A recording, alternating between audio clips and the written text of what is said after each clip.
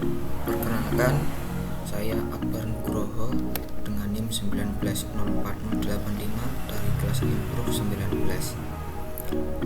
Saya di sini akan menjelaskan mengenai identifikasi pekerjaan mata kuliah mengelola anggaran dengan dosen pengampu Ibu Sri Purwati WW MBA AK CA. Baik, yang pertama adalah manajemen pembibitan kelapa sawit. Manajemen pembibitan kelapa sawit sendiri dibagi menjadi dua, yaitu yang pertama adalah pre-nursery, yang kedua adalah mid-nursery. Pre-nursery sendiri dilakukan pada umur 0 sampai dengan 3 bulan. Selanjutnya untuk mid-nursery dilakukan pada umur 3 sampai 12 bulan. Selanjutnya adalah saya akan menjelaskan sedikit mengenai pre-nursery. Oke, pre-nursery sendiri adalah kegiatan awal dalam pembibitan yang bertujuan mempersiapkan bibit yang akan dipindah bibitkan ke pembibitan utama, yaitu mid-nursery. Pembibitan ini berlangsung kurang lebih 3 bulan. Berikut tahapan-tahapan pada kegiatan pre-nursery atau PN. Yang pertama adalah persiapan lahan. Persiapan lahan sendiri dilakukan agar bibit PN pada saat perawatan dalam kurun waktu 3 bulan tidak mengalami kendala-kendala seperti banjir dan tanah longsor. Selanjutnya adalah persiapan beddingan. Persiapan beddingan sendiri bertujuan untuk menghindari banjir dan kemudahan dalam perawatan. Yang ketiga adalah penanaman kecambah. Penanaman kecambah dilakukan dengan cara radikula di bawah dan untuk plumula di atas. Selanjutnya adalah pemeliharaan. Pemeliharaan sendiri dibagi menjadi 3. Yang pertama adalah penyiraman, yang kedua adalah penyiangan gulma,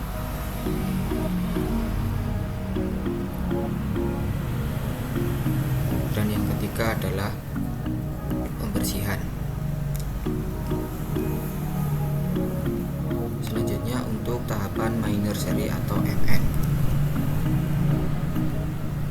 MN atau mid-nursery adalah kegiatan pemindahan dari bibitan ke bibitan pre-nursery. Mid-nursery dilakukan pada umur bibit 3 sampai dengan 12 bulan. Tahapannya adalah yang pertama adalah persiapan lahan. Persiapan lahan untuk pembibitan mid-nursery dengan jarak tanam adalah 90 cm x 90 cm x 90 cm dengan bentuk segitiga sama sisi. Yang kedua adalah pemanjangan. Pemanjangan sendiri dilakukan agar jarak tanam tersebut sesuai dengan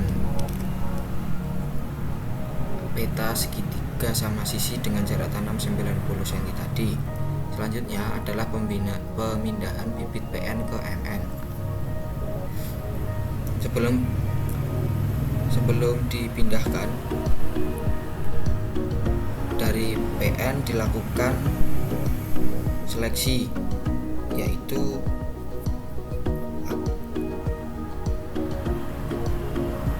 agar bibit yang dipindahkan ke MN adalah bibit-bibit yang normal. Selanjutnya untuk bibit yang abnormal ditinggalkan atau dimusnahkan.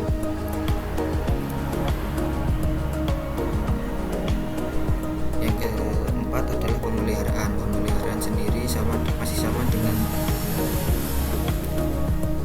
pemeliharaan pada pre-nursery. Yang membedakan hanyalah dosisnya. Selanjutnya adalah manajemen persiapan lahan dan peremajaan. Replanting. Replanting adalah kegiatan peremajaan kelapa sawit dengan cara mengganti tanaman yang sudah tua dengan tanaman yang baru. Tujuan kegiatan replanting atau peremajaan tanaman kelapa sawit ialah untuk memperoleh performa atau keseragaman tanaman. memperbaiki kerapatan yang menguntungkan secara ekonomi, mengganti bahan tanaman yang non unggul menjadi unggul, dan memperbaiki produksi kelapa sawit. Tahapannya adalah perencanaan. Perencanaan yang pertama adalah kontrak kerja. Replanting sendiri biasanya dilakukan oleh pihak ketiga. Maka dari itu pasti diadakannya adalah yang pertama adalah kontrak kerja, yang kedua adalah desain peta. Desain peta sendiri dilakukan untuk mengetahui jarak tanam yang akan digunakan. Selanjutnya adalah time schedule. Time schedule sendiri dilakukan untuk mengatur waktu-waktu pelaksanaan pada replanting. Selanjutnya yang kedua adalah pelaksanaan. Pelaksanaan sendiri memiliki 4 tahap. Yang pertama adalah sensus atau survei. Yang kedua adalah chipping. Chipping adalah suatu kegiatan untuk merobohkan tanaman. Yang kedua adalah ripping. Ripping adalah kegiatan untuk mencacah-cacah sisa tanaman kelapa sawit yang sudah dirobohkan. Yang keempat adalah cangkul. Cangkul adalah kegiatan untuk membalikkan tanaman dari topsoil menjadi subsoil. Yang ketiga adalah pemancangan. Pemancangan ada 3. Yang pertama adalah pancang rumput, pancang rintis, dan pancang kepala. Dan yang terakhir adalah pembuatan lubang tanam dan penanaman. Pembuatan lubang tanam sesuai dengan peta yang dibuat dengan membentuk segitiga sama sisi dengan ukuran lubang tanam 80 cm x 60 cm dengan kedalaman sekitar 60 cm. Selanjutnya untuk kegiatannya adalah pemeliharaan tanaman. Pemeliharaan tanaman sendiri dibagi menjadi 2. Yang pertama adalah tanaman belum menghasilkan atau TBM. Yang kedua adalah tanaman menghasilkan atau TM. Tujuan dari pemeliharaan tanaman adalah pemeliharaan tanaman bertujuan untuk menjaga tanaman kelapa sawit tumbuh dengan optimal agar produktivitasnya optimum. Pemeliharaan tersebut meliputi pemupukan, sanitasi atau pembersihan, dan pengendalian hama atau penyakit. Selanjutnya adalah kegiatan panen. Panen adalah kegiatan pemotongan tandan buah segar atau yang sering disebut TBS, yang nantinya akan diolah di pabrik untuk dijadikan produk turunan lainnya.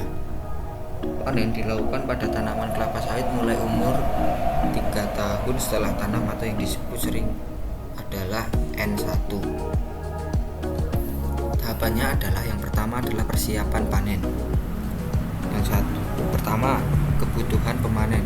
Kebutuhan pemanen dilakukan sebelum kegiatan pemanenan.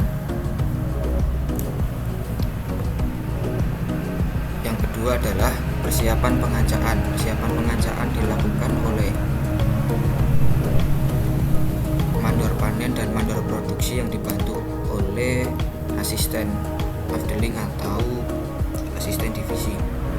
Yang ketiga adalah peralatan panen. Peralatan panen disediakan oleh mandor panen dan mandor produksi. Yang kedua adalah pelaksanaan. Panen dilakukan oleh karyawan dengan menggunakan APD yang lengkap dan diawasi oleh mandor panen agar dalam kinerjanya optimum. Yang ketiga adalah mutu panen. Mutu panen dilakukan oleh kerani panen. Mutu panen sendiri adalah pengecekan mutu buah dan menghitung buah pada TPH yang bertujuan untuk merekap hasil pemanenan dan produksi pada hari ini. Yang keempat adalah pengangkutan. Pengangkutan TBS dari TPH ke pabrik dilakukan di hari yang sama pula dengan tujuan untuk memperoleh rendemen minyak yang optimum. Pengangkutan TBS dilakukan oleh 3 pekerja. Yang pertama adalah supir, dan yang kedua ketiga adalah penek. mungkin itu yang dapat saya jelaskan mengenai identifikasi pekerjaan pada perkebunan kelapa sawit. Mungkin itu, kurang lebihnya mohon maaf. Terima kasih.